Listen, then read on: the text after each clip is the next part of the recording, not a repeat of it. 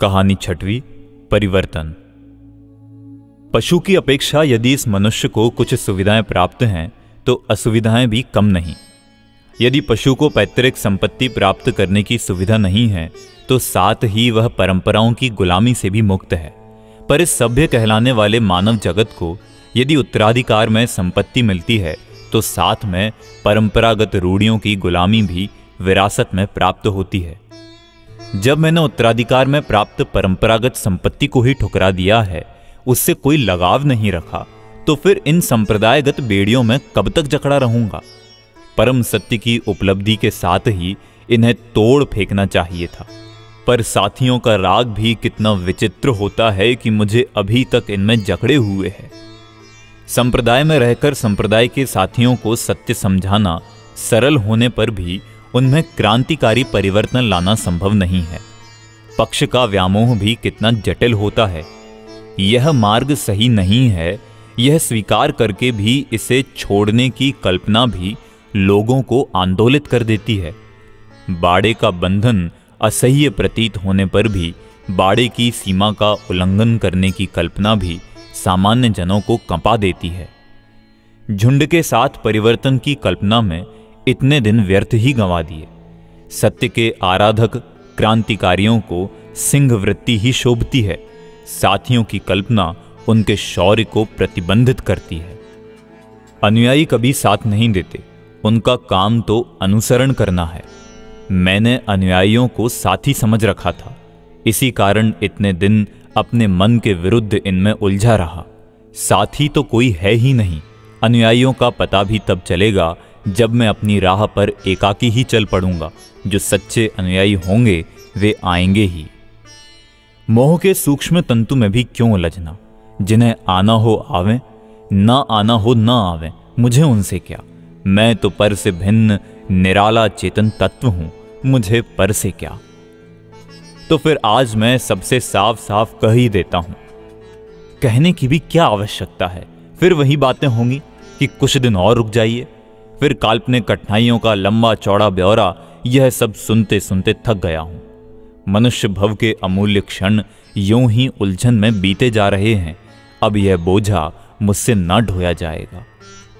जब मुझे किसी का साथ चाहिए ही नहीं तो फिर किसी से कुछ कहने का प्रयोजन ही क्या रह जाता है।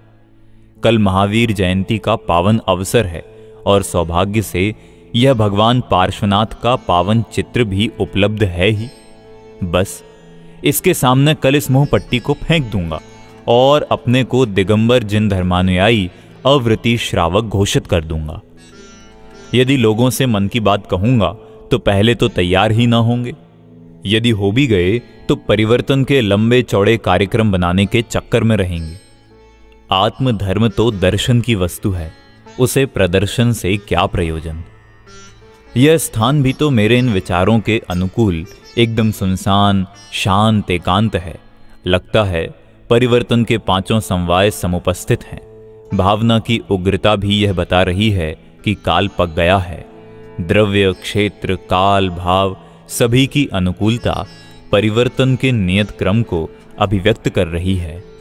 काठियावाड़ के कोहिनूर स्थानकवासी संप्रदाय के प्रभावशाली अध्यात्म प्रवक्ता श्री कांजी मुनि के अंतर में आज निरंतर यह विचार प्रवाह उमड़ रहा था, जिसने उन्हें ब्रह्म मुहूर्त तक एक पल को भी सोने नहीं दिया था। यद्यपि आज उनके पलक भी न झपके थे, पर जागरण की थकान उनके मुखमंडल पर रंच मात्र भी न थी, अपितु जागरण का अद्भुत तेज स्पष्ट प्रतिभासित हो रहा था। उनका तेजोदीप्त मुखमंडल स्पष्ट बता रहा था कि आज कुछ अद्भुत घटित हुआ है, अद्भुत घटित होगा। पर चेहरे की भाषा पढ़ना हर कोई थोड़े ही जानता है, उसके लिए तीक्ष्ण प्रज्ञा अपेक्षित है। विचारों ने आकार ग्रहण किया और कांजी मुनि आध्यात्मिक सत्पुरुष श्री कांजी स्वामी के रूप में परिवर्तित हो गए। परिवर्तन का यह समाचार पेट्रोलियम पदार्थ में लगी आग के समान तूफानी गति से संपूर्ण काठियावाड़ में पहुंचा तो स्थानकवासी संप्रदाय में खलबली मच गई।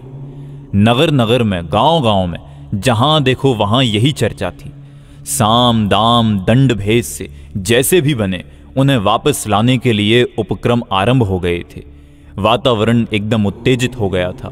तूफानी उत्तेजना की हिलोरें मर्यादा की सीमा का उल्लंघन करने में तत्पर दिखाई देने लगी थीं। झुंड के झुंड लोग उनके पास आते, समझाते, मनाते, डराते, धमकाते भी, पर उन पर कोई असर ना होता, क्योंकि वे इस पथ पर बिना सोचे समझे थोड़े ही चल पड़े थे।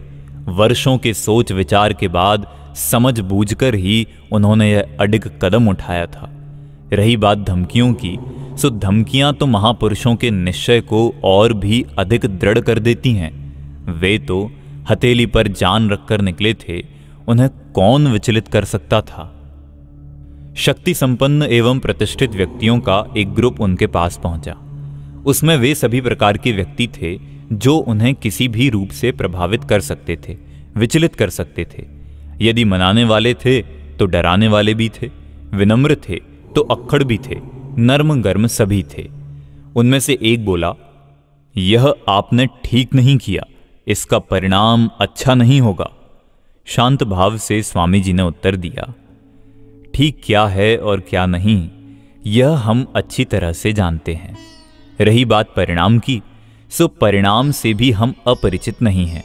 जिस परिणाम की तुम बात कर रहे हो, उसकी तो हमने कभी चिंता ही नहीं की, पर हम जो कर रहे हैं उसके परिणाम में तो अनंत संसार का अभाव ही होने वाला है।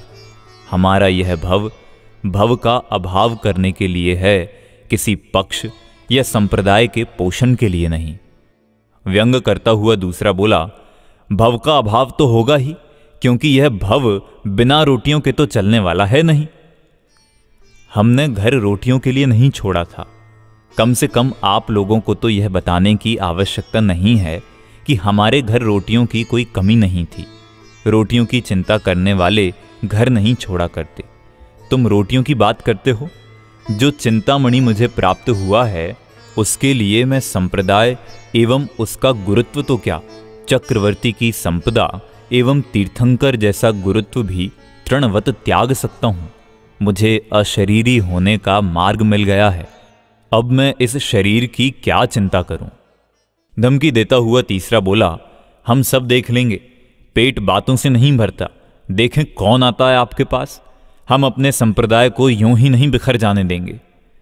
स्वामी जी के गंभीर व्यक्तित्व को इस प्रकार की भाषा सुनने की आदत ही ना थी, क्योंकि आज तक तो उन्होंने प्रशंसा और स्तुतियां ही सुनी थी। अतः उनकी गंभीरता ने उपेक्षा रूप मौन का आकार ग्रहण किया और वे समयसार के पन्ने पलटते हुए उसके स्वाध्याय में मग्न हो गए। बात समाप्त होते देख विनम्रता के शस्त्रों से सुसज्जित चौथा बोलने लगा, नहीं महाराज, ये तो कुछ समझते नहीं, चाहे जो बक देते हैं। इनकी बात का ख्याल न कीजिए। आपके संप्रदाय छोड़ने के समाचार ने इन्हें उद्वेलित कर दिया है, अतः ये होश खो बैठे हैं। इनकी बात का बुरा ना मानिए।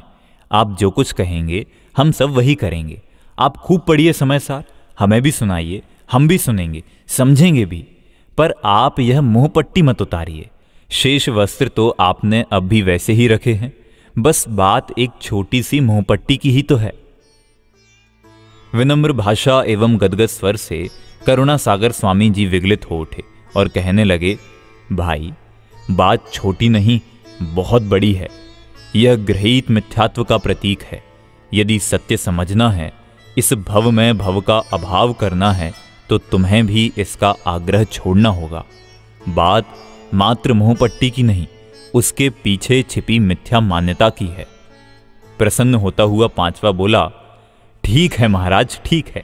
यही निवेदन तो हम कर रहे हैं कि आप मान्यता छोड़ दीजिए, पट्टी बनी रहने दीजिए। यही एक रास्ता है जिसमें लाठी भी ना टूटेगी और सांप भी मर जाएगा।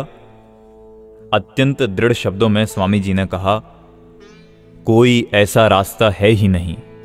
मान्यता छूट जाने पर अपरिमित काल तक मुंह पट्टी का बने रहना संभव ही नहीं है। वस्तु स्वरूप ही ऐसा है, इसमें कोई क्या कर सकता है। मुझसे अब यह छल नहीं हो सकेगा। जिसे मैं अंतर से ठीक नहीं मानता, सच नहीं जानता, उसका भार अब मुझसे नहीं ढोया जा सकता। मुझसे ही क्या, किसी भी ज्ञानी से यह सब कुछ संभव नहीं है। उनके दृढ़ निश्चय को जानकर छठवा बोला, चाहे जो हो, हमको तो अपना संप्रदाय संभालना ही होगा। उपेक्षा भाव से स्वामी जी कहने लगे, हाँ हाँ जाइए, आप अपना संप्रदाय संभालिए और हमें अपना आत्मा संभालने दीजिए। उनके अटल निश्चय एवं निर्भय उपेक्षा से उद्विग्न सभी एक साथ बोले, क्या आपका यह निश्चय अडिग है? स्वामी जी के मुंह से सहज ही स्फुटित हुआ, अडिग अडिग अडिग।